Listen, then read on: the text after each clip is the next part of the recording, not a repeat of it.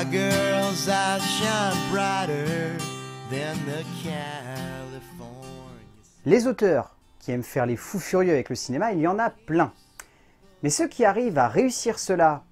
surtout dans un milieu où la plupart du temps la créativité est un peu mise de côté, il y en a peu.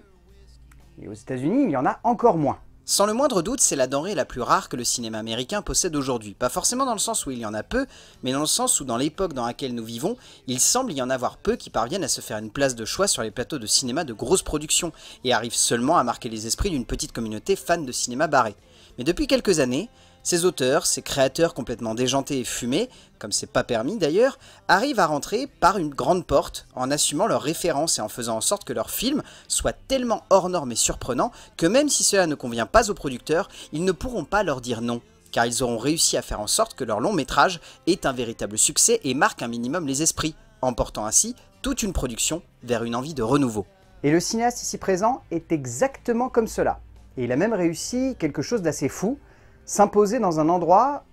où il aurait jamais dû avoir sa place. C'est une anomalie, un cinéaste sortant clairement de l'ordinaire et surtout sortant clairement d'une bulle américaine où il avait réussi à se poser comme l'héritier de toute une production par notamment des choix d'écriture surprenants et surtout une envie de porter à l'écran des choses surprenantes. Cela l'emmènera loin mais surtout lui permettra de construire une filmographie sortant clairement de tout ce que l'on aurait pu imaginer à Hollywood, surtout dans la période où il a réussi à rentrer et surtout à se garder une place de choix pour faire un peu tout ce qu'il avait envie de faire. James Gunn est un véritable enfant terrible du divertissement américain, un cinéaste déjanté et baisé du caisson, qui avait envie de marquer les esprits par un besoin de faire du divertissement un terrain de jeu quasi expérimental, en offrant par là même une œuvre apportant juste ce qu'il faut de folie pour pousser les producteurs à vouloir la même chose. Et cela, dès son premier long métrage, il a voulu le mettre en forme,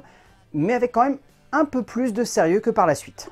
Dans son premier long métrage en tant que réalisateur, après avoir passé de nombreuses années à faire le fou furieux en tant que scénariste, James Gunn a voulu aller dans une direction surprenante en parlant d'une épidémie venue de l'espace qui allait pousser une petite ville à devoir affronter une créature surprenante, surtout quand à l'époque, ce genre de moment de cinéma était presque noir et crédible. Horribilis est à mi-chemin entre un délire à la Peter Jackson, une fantasquerie à la Lloyd Kaufman, mais surtout la position par le metteur en scène américain d'une marque de fabrique, celle de savoir garder un sérieux fou en traitant correctement son sujet, mais en parvenant également à apporter juste ce qu'il faut de folie pour emmener un moment de cinéma maladroit dans sa folie, assez bâtard dans sa forme sérieuse, mais qui a su lui permettre de s'émanciper de son carcan docteur pour devenir un vrai fou furieux derrière une caméra. C'est un début fumé, complètement barré et bancal,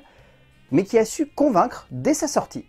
Bien sûr, sa carrière en tant que scénariste l'a bien poussé dans cette direction, l'amenant à envisager l'idée de devenir metteur en scène pendant un temps, mais il est évident que sans son passage par étape d'écriture, avant de mettre en scène, James Gunn n'aurait surtout pas su poser la base même de ce qui fera l'essence de son envie de vouloir pousser les limites du divertissement pour amuser le spectateur. Ce qui fait la sève même de l'univers de l'auteur américain, c'est cette passion profonde pour développer et construire une forme de cinéma déjantée et jouissive qui ne ressemble à rien d'autre, poussant parfois les extrêmes dans une direction qui ne réussit pas à convaincre tous les spectateurs, mais ayant aussi ce côté très grand public qui parfois gêne aussi les amoureux de son irrévérence, pourtant à l'origine même de son cinéma et de la puissance de certains de ses projets particulièrement jouissifs dans leur genre. Mais c'est réellement avec son deuxième long métrage qu'il parviendra à s'imposer, à la fois comme un sale gosse, mais surtout comme un cinéaste complètement créatif. Car à un moment où le cinéma de super-héros commençait à vouloir devenir sérieux, notamment au travers d'une franchise qu'il rejoindra ensuite, il fera quant à lui un passage par la comédie barrée, en plein dans la veine d'un certain Kick-Ass, en racontant simplement l'histoire d'un homme cherchant à reconquérir sa femme, qui va prendre les armes et les costumes moulants pour aller la, entre guillemets, sauver. De là est né Super, un film de super-héros irrévérencieux, complètement con, à mi-chemin entre la parodie et l'hommage pur au film de vengeance des années 70, mais surtout, il s'agit d'un projet réellement abouti par un metteur en scène cherchant à être drôle, mais également cherchant à s'exprimer de manière plus radicale au cœur d'une œuvre de cinéma combinant ses passions et ses envies créatives, mêlées par là même avec une jouissance profonde dans sa propre irrévérence et son besoin de nous rappeler que James Gunn est un sale gosse. Et il faut l'avouer,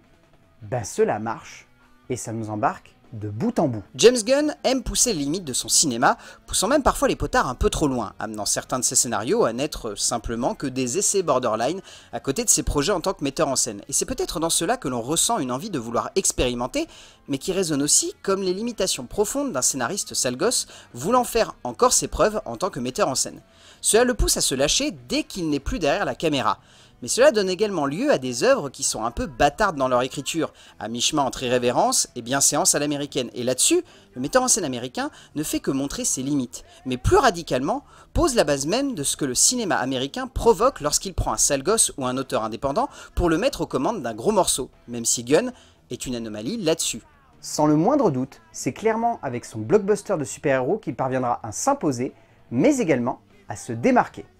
Embarqué dans le voyage loufoque et déjanté d'un metteur en scène qui en avait marre des beaux gosses intelligents et prétentieux à la Tony Stark et qui souhaitait raconter surtout l'histoire d'un groupe bipolaire et complètement à côté de la plaque qui va devoir faire équipe en formant un groupe de personnages aussi déjantés que son auteur pour un moment de cinéma qui est resté dans les mémoires comme un vrai coup de poker de la part de Marvel. Les Gardiens de la Galaxie est un projet fou que James Gunn a pourtant su à merveille mettre en forme. Le temps d'une œuvre de cinéma magnifiquement hors norme,